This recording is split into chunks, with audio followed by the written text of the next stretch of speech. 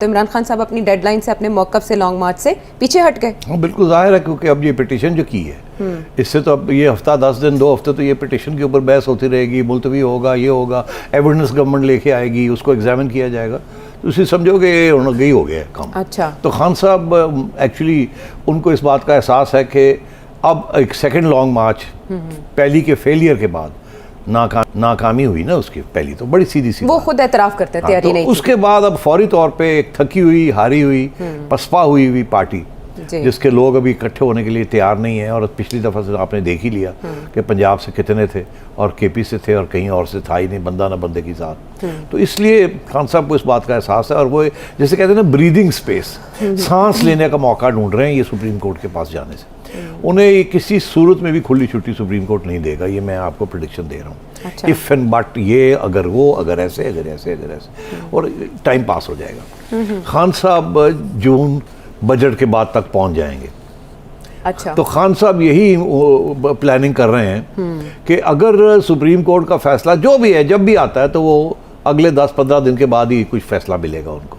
उसके बाद ये फिर अपना रवैया इख्तियार करेंगे कि हमने क्या प्लान बनाना है, किस तरीके से सुप्रीम कोर्ट के दायरे के अंदर रहते हुए, फैसले के दायरे के अंदर रहते हुए हमने क्या कार्रवाई करनी है और क्या नहीं करनी। बजट बड़ा तकड़ा आ रहा है, मतलब है कि लोगों की रोने निकल आने हैं, रोने धोने शुरू हो जाएंगे।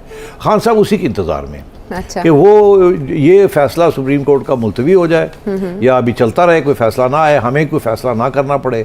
उतनी देर में एक ऐसा बजट आए कि लोगों की चीखें निकलनी शुरू हो जाएं, मीडिया इस हुकूमत के ख़िलाफ़ हो जाए, एक माहौल बन जाए। उस माहौल के अंदर फिर खान साहब अपना एक नया प्लान जो है वो एक्शन करेंगे। मगर जाते जाते मैं आपको एक बात कह दूँ जी, आपको पता है कि आज खान साहब की एक मीटिंग हुई है अपनी सोशल मीडिया टीम जी के साथ। बिल्कुल। उसके बारे में मैं 2 बातें कहना चाहूँगा। मेरी इत्तला के मुताबिक खान साहब ने किसी सहाफ़ी, इंडिपेंडेंट सहाफ़ी को इनवाइट नहीं किया। आजकल वो इंडिपेंडेंट सहाफ़ियों को इनवाइट नहीं कर रहे। पिछली दफ़ा आपने देखा कि एक सहाफ़ी ने ऐसा सवाल पूछ लिया कि खान साहब उठ के चले गए, नाराज़ होकर उठ के चले गए। तो अब वो कर कह रहे हैं कि इस दफ़ा उन्होंने अपने जो सहाफ़ी थे उनको भी नहीं बुलाया, इस दफ़ा अपनी सोशल मीडिया टीम को बुलाया है। कोई MNA MPA वगैरह जो है ना, जो कि उनके ऑर्गेनाइजर्स हैं, जो लॉन्ग मार्चेस वगैरह ऑर्गेनाइज करते हैं, प्रोटेस्ट ऑर्गेनाइज करते हैं, पैसे लाग लेके आते हैं ताकि लोगों को इकट्ठा किया जाए, किसी को नहीं बुलाया।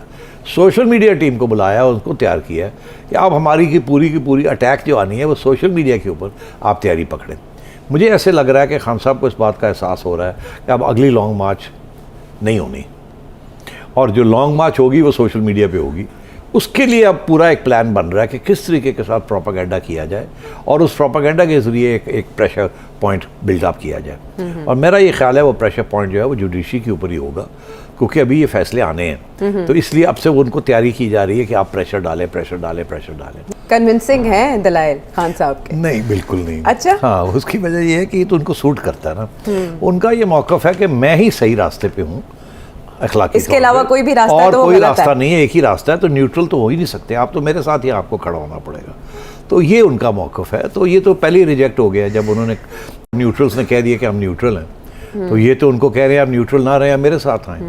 अब मैं आपको एक बात बड़ी इंटरेस्टिंग करूँ। क्या? मैंने तबसरे भी सुने और एक आध दफ़ा शायद मैंने भी ये बात कही है कि इस्टेब्लिशमेंट के अंदर कोई डिवीज़न है। कही है हाँ। मुतअद्दिद बार। लोग भी कहते हैं, मैंने भी एक आध दफ़ा कहा। एक्चुअली ये सही लफ्ज़ डिवीज़न नहीं है। देन मुख्तलिफ राय हो सकती है कि किस तरीके से आगे बढ़ा जाए। अच्छा, देखिए ना, एजेंसियाँ हैं ना वहाँ, एक एजेंसी की एक राय हो सकती है, दूसरी एजेंसी की दूसरी राय हो सकती है, मगर जब फैसला होता है तो वो यूनिटी के साथ होता है। तो फौज के अंदर डिवीज़न नहीं होती, बाय जो प्रिंसिपल है ना, जो वहाँ डिवीज़न नहीं होती, वहाँ एक ही फैसला होता है। उससे पहले बहस होती है, उससे पहले हर बंदे को इजाज़त होती है कि आप डिस्कस करें, ये करें, वो करें। और यहाँ भी सूरत हाल ऐसी है, there is no division, there is difference of opinion, how to proceed, आगे कैसे जाना है, खान साहब के साथ कैसे रवैया होना चाहिए, PDM के साथ क्या रवैया होना चाहिए, इलेक्शन कब होने चाहिए, ये भी चीज़ें डिस्कस होती हैं। मगर जब फिर फैसला आता है तो वो फैसला एक यूनिटरी फॉर्म में आता है और उसको सारे ओबे करते हैं। तो I just wanted to make that clear. ये जो न्यूट्रलिटी का जो फैसला है ये सारी फौज की क़यादत का फैसला है, बिल्कुल ठीक। और इसके साथ कोई डिसएग्रीमेंट नहीं है किसी जगह पे भी। पहले जो कुछ बातें हुई होंगी वो अपनी जगह पे, मगर जब उसके बाद फैसला लिया गया तो उसके बाद कोई उसको डाइल्यूट करने वाला कोई नहीं है वहाँ। ठीक है। और DGISPR ने इस लफ्ज़ की मज़ीद वजाहत करते हुए कहा कि ज़्यादा बेहतर है कि ए पोलिटिकल कहा जाए बजाय ये कि न्यूट्रल होने के।